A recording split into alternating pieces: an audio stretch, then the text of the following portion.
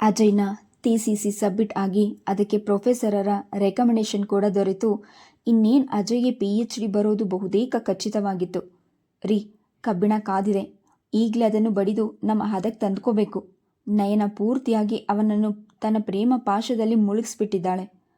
ಇನ್ನು ನೀವು ಮಾತಾಡಿ ಅಜಯ್ ನಯನ ಮದುವೆ ಫಿಕ್ಸ್ ಮಾಡೋದೊಂದೇ ಉಳಿದಿರೋ ಕೆಲಸ. ಹಾಗೇ ಆಗಲಿ, ಇವತ್ತೇ ಅಜಯ್ ಜೊತೆ ಮಾತನಾಡ್ತೀನಿ. ಅಂದು ಸಂಜೆ ಅಜಯ್ ಬಂದಾಗ, ಏನಪ್ಪ ಅಜಯ್, ಈ ವರ್ಷ ನಮ್ಮ ನಯನಾಗೆ ಮದುವೆ ಮಾಡಿಬಿಡ್ಬೇಕು ಅನ್ನೋ ಐಡಿಯಾ ಇದೆ ನನಗೆ. ನಯನಾಳ ಮದುವೆ ಎಂದಾಕ್ಷಣ ಅಜಯ್ಗೆ ಏನೋ ಒಂದು ರೀತಿ ಆಯಿತು. ಅವಳು ಬೇರೆ ಯಾರಿಗೋ ಸೇರಿಬಿಡ್ತಾಳೆಂಬ ಭಾವನೆಯನ್ನು ಅವನು ಸಹಿಸಲಾರದಾದ. ಒಂದು ಕ್ಷಣ ಅವನ ಮನಸ್ಸು ಹೊತ್ತಿ ಉರಿಯಿತು. ಮರುಕ್ಷಣವೇ, ಹೋ ನಯನ ನನಗೆ ಮಾತ್ರವೇ ಸೇರಬೇಕು, ಬೇರೆ ಯಾರಿಗೂ ಅವಳು ಸೇರಬಾರ್ದು ಎಂಬ ಮನೋಭಾವ. ಹೇಗಾದರೂ ಮಾಡಿ ಅವಳನ್ನು ತನ್ನವಳನ್ನಾಗಿ ಮಾಡಿಕೊಳ್ಳಲೇಬೇಕು ಎಂಬ ಯೋಚನೆ ಬಲವಾಯಿತು. ಅಜಯ್ ಸುಮ್ಮನೆ ಇದ್ದುದನ್ನು ಕಂಡು ಪ್ರೊಫೆಸರ್ ಮತ್ತೆ ಹೇಳಲಾರಂಭಿಸಿದ್ರು.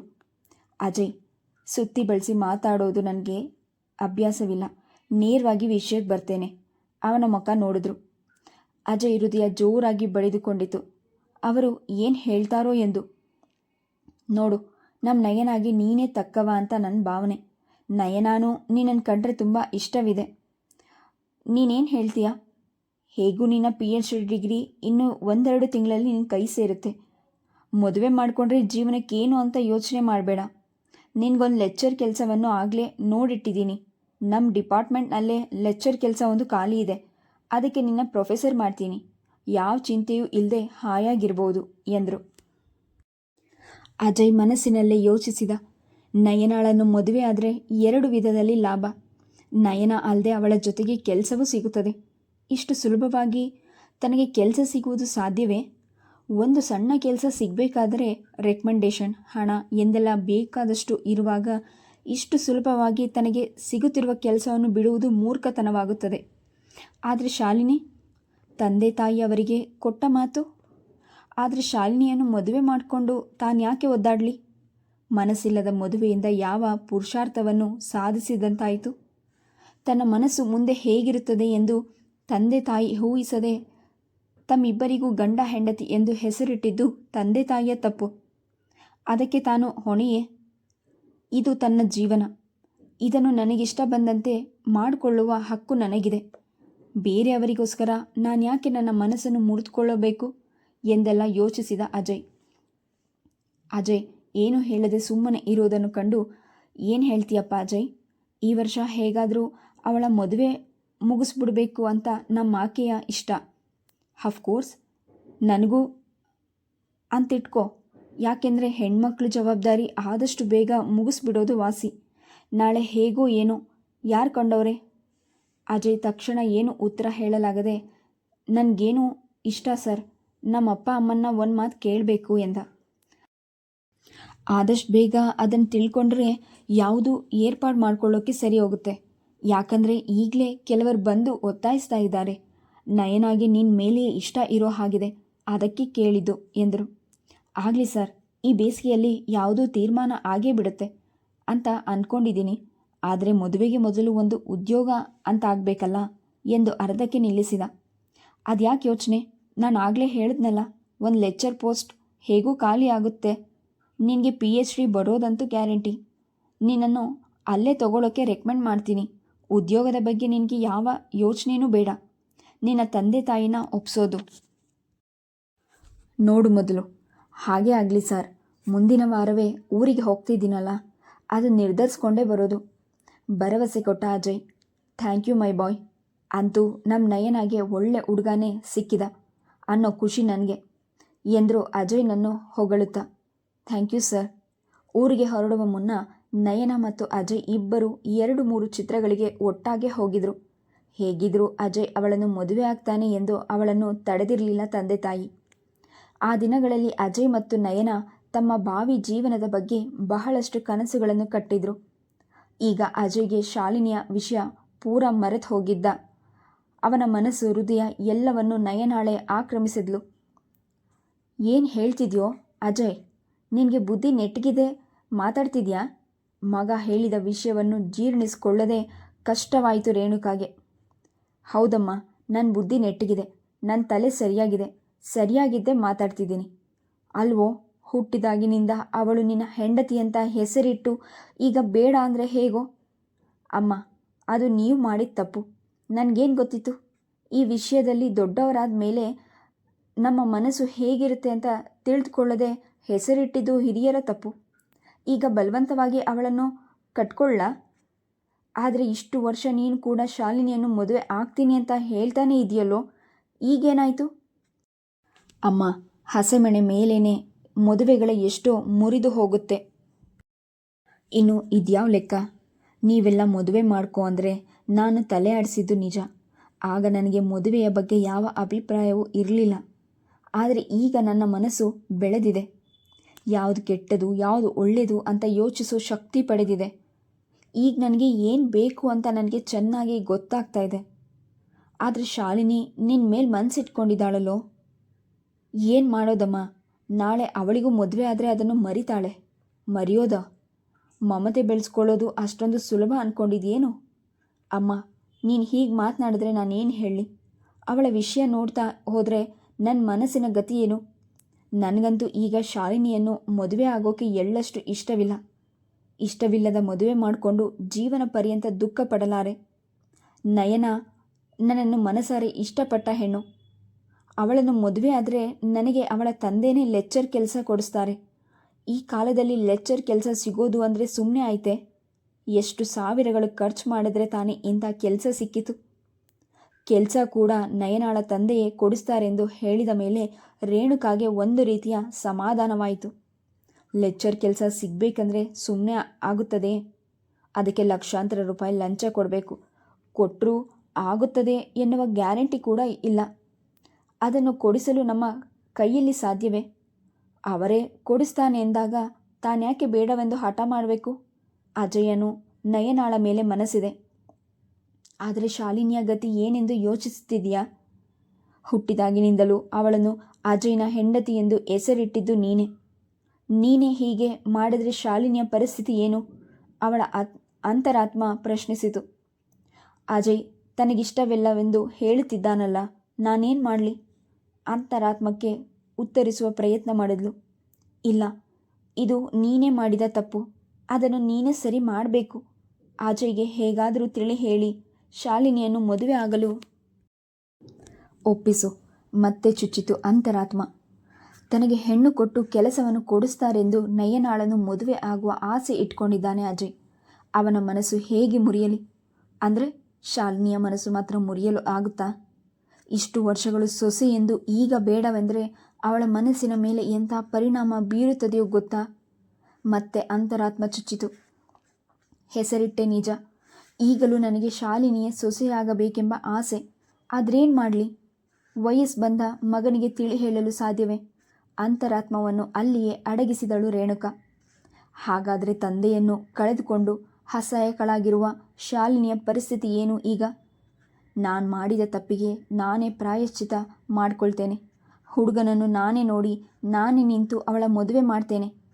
ಆದರೆ ಅವಳ ಮನಸ್ಸಿನ ಭಾವನೆಗಳ ಬಗ್ಗೆ ಆಟವಾಡ್ತಿದೆಯಲ್ಲ, ಅದೆಂತಹ ಕ್ರೂರ ಪಾಪ ಗೊತ್ತೇ? ನನಗೂ ಅದು ಗೊತ್ತು. ಆದ್ರೇನು, ನಾನು ಕೂಡ ಅಸಹಾಯಕಳು. ಅಜಯ್ ವಿರುದ್ಧ ಮಾತನಾಡಿ ಅವನ ಶಾಲಿನಿಯನ್ನು ಮದುವೆಯಾಗಲು ಒಪ್ಪಿಸಲಾರೆ. ಅಂತರಾತ್ಮವನ್ನು ಅಲ್ಲಿಯೇ ತುಳಿದು ಹಾಕಿದ್ಲು ರೇಣುಕಾ. ಎಷ್ಟೆಂದರೂ ಗಂಡಿನ ತಾಯಿ ಹೆಣ್ಣಿನ ತಾಯಿಯ ಮನಸ್ಸು ಬಳ್ಳಲೆ. ಚಂದ್ರಶೇಖರ್ ಕೂಡ ಮೊದಲು ಈ ಮಾತನ್ನು ಕೇಳಿದಾಗ ಉರಿದು ಬಿದ್ದಿದ್ರು. ಸಾಧ್ಯವೇ ಇಲ್ಲ ಎಂದರು. ಇಷ್ಟು ವರ್ಷಗಳು ಅವರಲ್ಲಿ ಆಸೆ ಹುಟ್ಟಿಸಿ ಈಗ ಮೋಸ ಮಾಡಲೆ ಎಂದರು.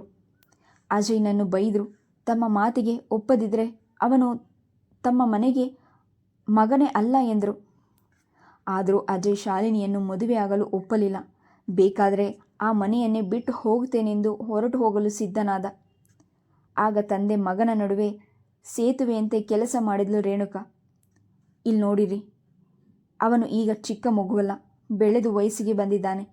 ಈಗ ನಾವು ಬೇಡ ಅಂದರೆ ಅವನು ನಮ್ಮ ಮನೆಯ ಸಂಬಂಧ ತೊರ್ಕೊಂಡು ಹೋಗ್ತಾನೆ. ಆದ್ದರಿಂದ ಯಾರಿಗೆ ಸುಖ ಹೇಳಿ? ಶಾಲಿನಿಯಂತೂ ನಾವೇನು ಮಾಡಿದ್ರೂ ಮದುವೆ ಆಗಲ್ಲ. ಅಂಥದ್ರಲ್ಲಿ ನಮ್ಮ ಹಿರಿತನ ತೋರಿಸಿ ಅವರ ಮದುವೆ ಮಾಡಬೇಕೇ ವಿನಃ ತಿರಸ್ಕರಿಸೋದು ಚೆನ್ನಾಗಿರಲ್ಲ. ನಾವೇನು ಹೇಳಿದ್ರೂ ಅವನು ನಯನಾಳನ್ನು ಮದುವೆ ಆಗೋದು ಗ್ಯಾರಂಟಿ. ನಾವ್ಯಾಕೆ ಅವನಿಗೆ ವಿರುದ್ಧವಾಗಿ ಮಾತಾಡಿ ದ್ವೇಷ ಕಟ್ಕೊಬೇಕು? ಏನು ಹೇಳ್ತಿದ್ಯಾ ರೇಣುಕಾ? ಶಾಲಿನಿಯ ಪರಿಸ್ಥಿತಿಯ ಬಗ್ಗೆ ಯೋಚನೆ ಮಾಡಿದೀಯಾ? ಏನು ಯೋಚನೆ ಮಾಡಿದ್ರೆ ನಾವೇನು ಮಾಡೋಕ್ಕೂ ಆಗಲ್ಲ. ಮದುವೆ ಅವನೇ ತಾನೇ ಮಾಡ್ಕೊಬೇಕು, ನಾವಲ್ಲ. ಪಾಪ ಶಾಲಿನಿಯ ಮನಸ್ಸಿನಲ್ಲಿ ಇಲ್ಲದ ಆಸೆಗಳನ್ನು ಹುಟ್ಟಿಸಿದ್ದು ನೀವೇ. ಈಗ ಚಿವಿಟಿ ಹಾಕ್ತಾ ಇರೋರು ನೀವೇ.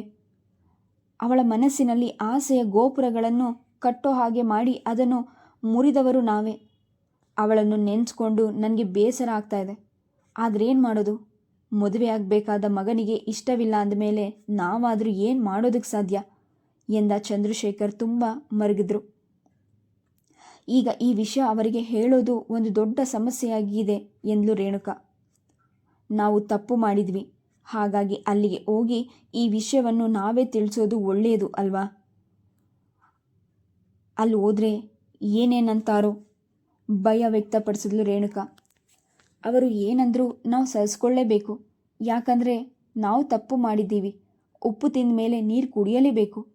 ತಪ್ಪು ಮಾಡಿದ ಮೇಲೆ ಶಿಕ್ಷೆ ಅನುಭವಿಸಲೇಬೇಕು.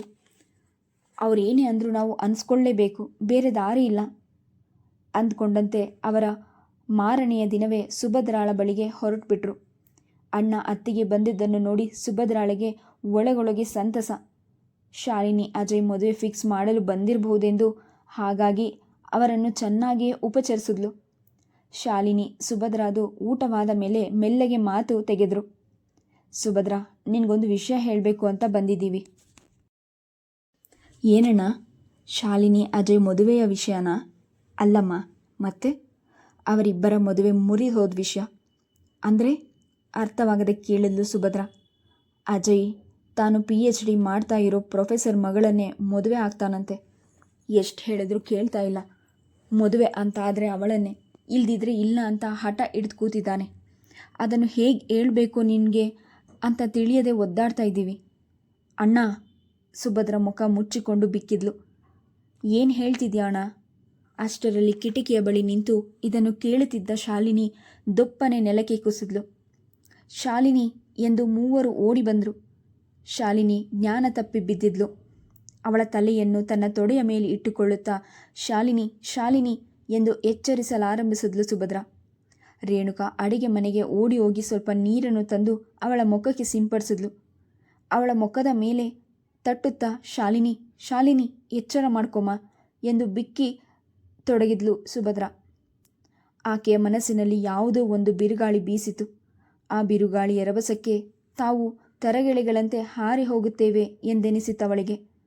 ಶಾಲಿನಿ ಶಾಲಿನಿ ಎಚ್ಚರ ಮಾಡ್ಕೊಮ್ಮ, ನಿನ್ಗೇನಾದರೂ ಆದರೆ ನಾನು ಬದುಕಿರಲ್ಲ ಜೋರಾಗಿ ಅಳಲು ಆರಂಭಿಸಿದ್ಲು. ಅವಳ ಈ ಪರಿಸ್ಥಿತಿಗೆ ತಾವೇ ಕಾರಣರೆಂದು ರೇಣುಕಾ ಚಂದ್ರಶೇಖರ್ ತಪ್ಪಿಸ್ತರಂತೆ ತಲೆ ತಗ್ಗಿಸಿದ್ರು.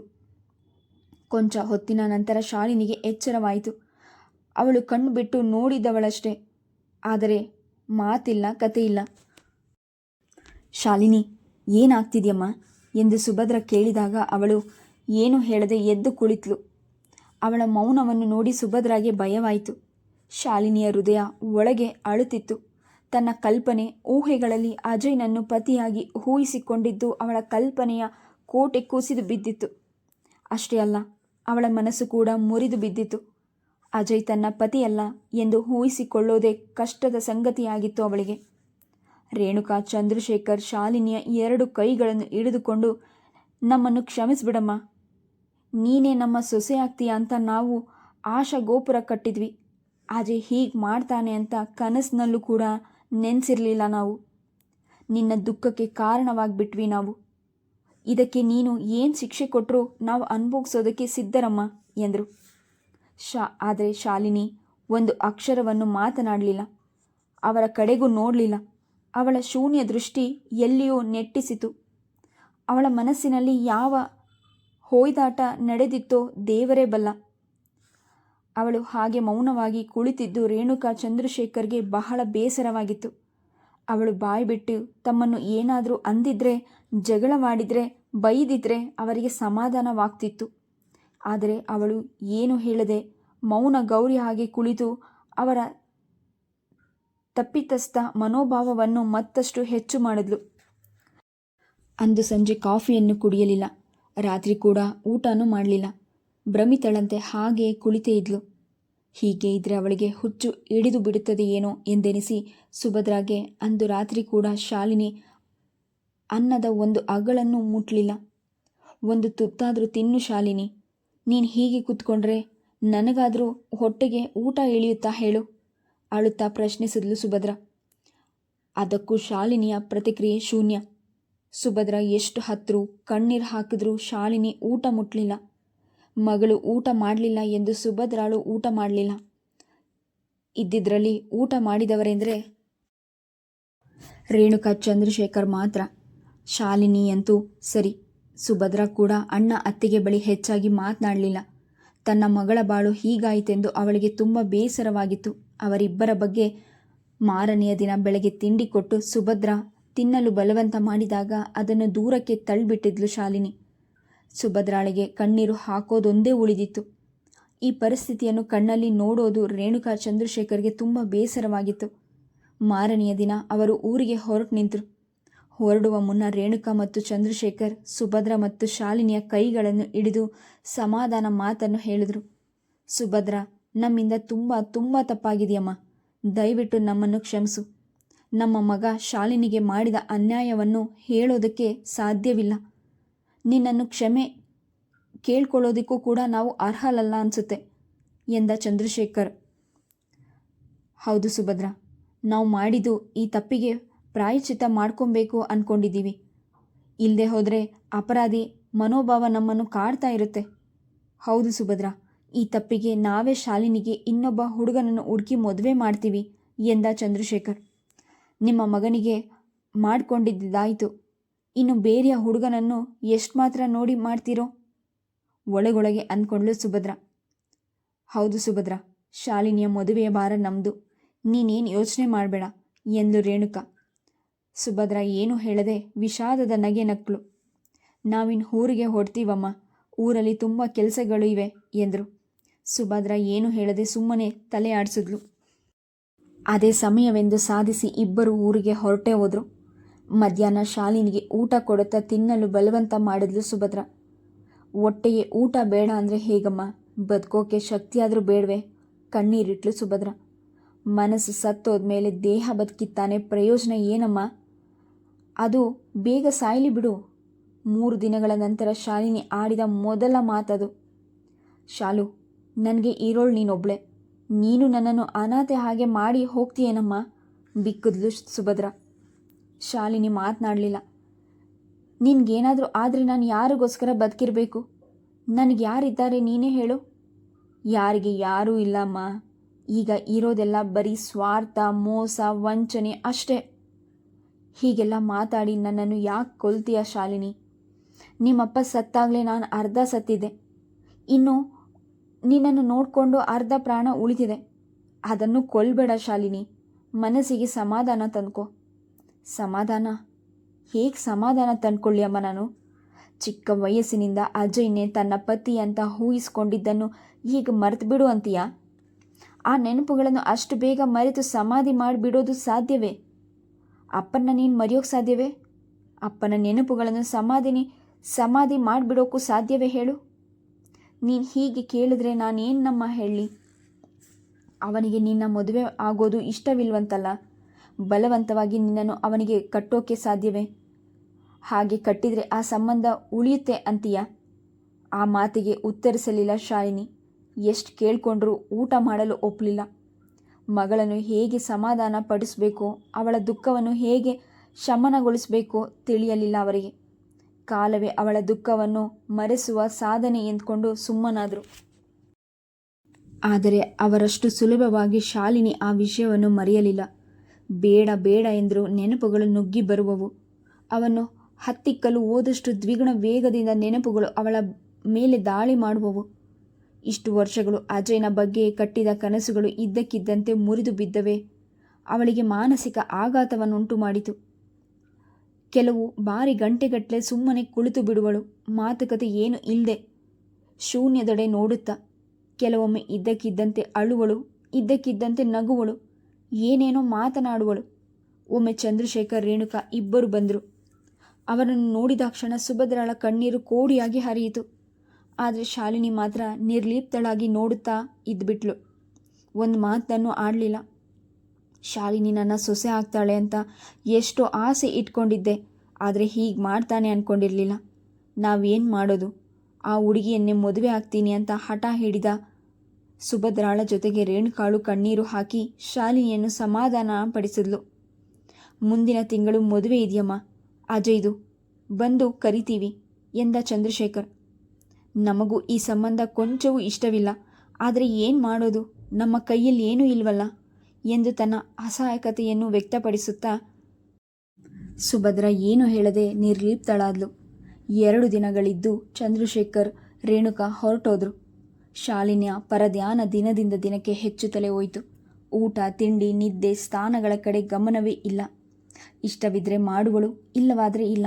ತಾಯಿಯ ಹತ್ತಿರವೂ ಮಾತುಕತೆ ಏನೂ ಇಲ್ಲ. ಶೌಚ್ಯದೊಳಕ್ಕೆ ನೋಡುತ್ತಾ ಕುಳಿತಿರುವವಳು. ಒಮ್ಮೊಮ್ಮೆ ಇದ್ದಕ್ಕಿದ್ದಂತೆ ನಗುವಳು, ಇದ್ದಕ್ಕಿದ್ದಂತೆ ಅಳುವಳು, ಇದ್ದಕ್ಕಿದ್ದಂತೆ ಸಿಡುಕುವಳು. ಸುಭದ್ರಾಗೆ ಅವಳ ಮಾನಸಿಕ ಪರಿಸ್ಥಿತಿಯನ್ನು ಕಂಡು ಬಹಳ ಭಯವಾಯಿತು. ಅಣ್ಣ ಅತ್ತಿಗೆಗೆ ಈ ವಿಷಯವನ್ನು ಬರೆಯಬೇಕೆಂದು ಎಷ್ಟೋ ಬಾರಿ ಅನಿಸಿತು, ಆದರೆ ಬರೆಯಲಿಲ್ಲ. ಅಕ್ಕಪಕ್ಕದ ಕೆಲವು ಆತ್ಮೀಯರು ಹೀಗೆ ಅವಳನ್ನು ಬಿಟ್ಟರೆ ಮೆಂಟಲ್ ಶಾಕ್ ಆಗಿ ಹುಚ್ಚು ಹಿಡಿಬಹುದು, ಈಗಲೇ ಮಾನಸಿಕ ವೈದ್ಯರಿಗೆ ತೋರಿಸಿದ್ರೆ ವಾಸಿ ಎಂದರು. ಮಾನಸಿಕ ವೈದ್ಯರ ಬಳಿ ಹೋಗುವುದೇ ಕಂಡು ಕೇಳದ ವಿಷಯವಾಗಿತ್ತು ಸುಭದ್ರಾಗೆ. ಈ ಮಾನಸಿಕ ವ್ಯಾಧಿಗೆ ಹುಚ್ಚು ಎಂದು ಹೆಸರಿಟ್ಬಿಟ್ರೆ ಈ ಬಿರುದು ಇನ್ನು ಈ ಜನ್ಮಕ್ಕೆ ಅವಳನ್ನು ಬಿಟ್ಟು ಹೋಗೋದೇ ಇಲ್ಲ ಎಂದೆನಿಸಿತು. ಆದರೆ ಹೀಗೆಂದು ಸುಮ್ಮನೆ ಇರೋದು ಸಾಧ್ಯವಿಲ್ವಲ್ಲ. ಪರಿಣಾಮ ಶಾಲಿನಿಯನ್ನು ಮಾನಸಿಕ ವೈದ್ಯರ ಬಳಿ ಕರೆದೊಯ್ದಳು ಸುಭದ್ರ. ಅವಳಿಗೆ ಮೆಂಟಲ್ ಶಾಕ್ ಆಗಿದೆ ಎಂದು, ಅದು ಅಷ್ಟೊಂದು ತೀವ್ರವಾಗಿಲ್ಲವಾದ್ದರಿಂದ ಅದನ್ನು ವಾಸಿ ಮಾಡಲು ಸಾಧ್ಯವೆಂದು ವೈದ್ಯರು ಹೇಳಿದಾಗ ಸಮಾಧಾನವೆಂದೆನಿಸಿತು ಸುಭದ್ರಾಗೆ. ವೈದ್ಯರ ಸಲಹೆಯಂತೆ ವಾರಕ್ಕೆ 2 ಬಾರಿ ಶಾಲಿನಿಯನ್ನು ಮಾನಸಿಕ ತಜ್ಞರ ಬಳಿ ಕರೆದೊಯ್ಯುತ್ತಿದ್ಲು ಸುಭದ್ರ. ಮೊದಮೊದಲು ಹೋಗುವಾಗ ಏನೋ ಒಂದು ರೀತಿಯ ಭಯವಿತ್ತು. ಹುಚ್ಚಾಸ್ಪತ್ರೆಗೆ ಹೋಗಬೇಕಲ್ಲ ಎಂದೆನಿಸಿತು. ನಂತರ ಅಲ್ಲಿಗೆ ಬರುವ 100 ಜನ ರೋಗಿಗಳನ್ನು ನೋಡಿ ಅವರಲ್ಲಿ ನನ್ನದು ಏನೂ ಇಲ್ಲವೆಂದುಕೊಂಡ್ಳು. ಡಾಕ್ಟರ್ ಕೂಡ ಹುಚ್ಚಾಸ್ಪತ್ರೆಗೆ ಬರುವವರೆಲ್ಲ ಹುಚ್ಚರಲ್ಲ, ಇಲ್ಲಿಗೆ ಬರೋಕೆ ನೀವೇನು ಹೆದರ್ಕೋಬೇಕಾಗಿಲ್ಲ. ದೇಹಕ್ಕೆ ಕಾಯಿಲೆ ಬರೋದು ಎಷ್ಟು ಸಹಜವೋ ಮನಸ್ಸಿಗೆ ಕಾಯಿಲೆ ಬರೋದು ಅಷ್ಟೇ ಸಹಜ. ದೇಹಕ್ಕೆ ಕಾಯಿಲೆ ಬಂದಾಗ ಡಾಕ್ಟರ್ ಹತ್ರ ಹೇಗೆ ಹೋಗ್ತೀವೋ ಹಾಗೆ ಮನಸ್ಸಿಗೆ ಕಾಯಿಲೆ ಬಂದಾಗ ಕೂಡ ಡಾಕ್ಟರ್ ಹತ್ರ ಹೋಗೋದು ಅಷ್ಟೇ ಸಹಜ. ಅದಕ್ಕೆ ನೀವು ಬೇಸರ ಪಟ್ಕೋಬೇಕಾಗಿಲ್ಲ, ಚಿಂತೆ ಮಾಡಬೇಕಾಗಿಲ್ಲ, ಅಯ್ಯೋ ಇಲ್ಲಿಗೆ ಬರಬೇಕಲ್ಲ ಅಂತ ಯೋಚನೆ ಮಾಡಬೇಕಾಗಿಲ್ಲ ಎಂದು ಬುದ್ಧಿವಾದ ಹೇಳಿದ ಮೇಲೆ ಅವರ ಮನಸ್ಸಿಗೆ ವ್ಯಾಕುಲ ಬಹುಮಟ್ಟಿಗೆ ಕಡಿಮೆಯಾಗಿತ್ತು. ಅಣ್ಣ ಅತ್ತಿಗೆರಿಗೆ ಈ ವಿಷಯವನ್ನು ತಿಳಿಸಬಾರದೆಂದಿದ್ದಳು ಸುಭದ್ರ. ಕೊಂಚ ಯೋಚನೆ ಮಾಡಿದ ನಂತರ ಅದನ್ನು ತಿಳಿಸೋದೇ ಒಳ್ಳೆಯದೆಂದು ತೋರಿತು ಅವಳಿಗೆ. ಅಜಯ್ನಂತೂ ಹೇಗೂ ಬೇರೆಯ ಹುಡುಗಿಯನ್ನು ಮದುವೆಯಾಗುತ್ತಾನೆ. ಶಾಲಿನಿಗೂ ಕೂಡ ಇಂದಲ್ಲವಾದರೆ ನಾಳೆ ಮದುವೆಯಾಗಲೇಬೇಕಲ್ಲ. ಶಾಲಿನಿಗೆ ಮದುವೆ ಆಗಬೇಕೆಂದರೆ ಅಣ್ಣ ಅತ್ತಿಗೆ ಸಹಾಯ ಬೇಕೇ ಬೇಕು. ತಾನೊಬ್ಬಳೇ ಶಾಲಿನಿಗೆ ಮದುವೆ ಮಾಡಲಾದೀತೆ, ಗಂಡು ಹುಡುಕಲಾದೀತೆ ಎಂದು ಯೋಚಿಸಿ ಅಜಯ್ನ please subscribe the channel, like and share. Thank you.